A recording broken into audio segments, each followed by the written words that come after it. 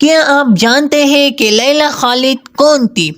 لیلا خالد 1944 کو فلسطین کے شہر حیفا میں پیدا ہوئی۔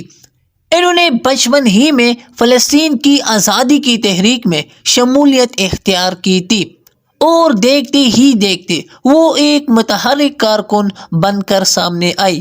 لیلا خالد اور ان کی ساتھیوں نے 1968 اور 1971 کے درمیان اس عرصے میں 4 بار ہوائی جہاز ہائی جیکنگ کی تھی۔ تو دوستو، آپ کو یاد ہونا چاہیے کہ دنیا کے مشکل ترین کاموں میں سے ایک مشکل کام ہوائی جہاز ہائی جیکنگ بھی ہے، جس میں کسی بھی ملک کا طیارہ اغوا کرنا اور پھر اپنے مطالبات منوانا ہے۔ ہائی جیکنگ جیسے جرم میں اول تو کسی خاتون کا ملوث ہونا حیران کن ہے، لیکن کسی نوجوان لڑکی کا ہائی جیکنگ کرنا اور پھر اپنے چہرے کا پلاسٹک سرجری کروانا اور پھر دوبارہ ہائی جیکنگ کرنا، یہ بات ناظرین فلم لگتی ہے، لیکن دنیا میں یہ واحد مثال فلسطینی خاتون یعنی لیلا خالد کی ہے۔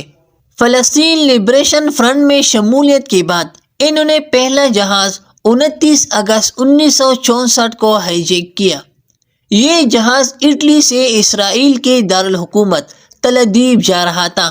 اطلاع یہ تھی کہ اس جہاز میں اسرائیل کے وزیر اعظم اسحاق رابین بھی ہیں، لیکن جب جہاز ایشیا کے حدود میں داخل ہوتے بھی ایک نقاب پوش خاتون نے پورے جہاز کا کنٹرول اپنے ہاتھ میں لے لیا۔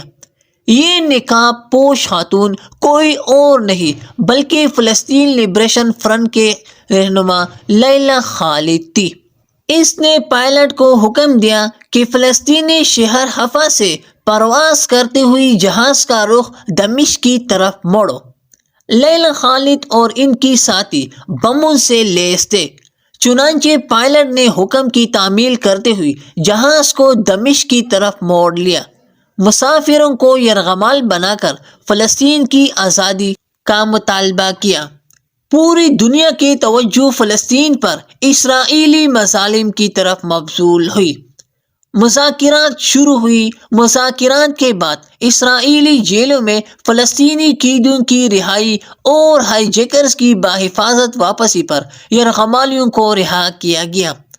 دنیا بھر کے اخبارات، ٹیلی ویژن چینل نے لیلا خالد کی انٹرویو نشر کی اور ان کی تصویروں کو اتنی شہرت ملی جو کسی مسلمان خاتون کو نہیں ملی تھی۔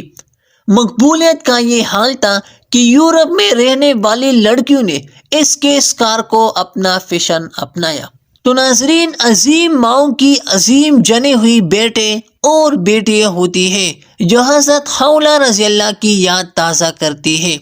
تو ناظرین، اس طرح مزید معلومات کے لیے آپ ہمارے یوٹیوب چینل کو سبسکرائب کریں تاکہ مزید معلومات آپ تک جلد پہنچ سکے۔ شکریہ۔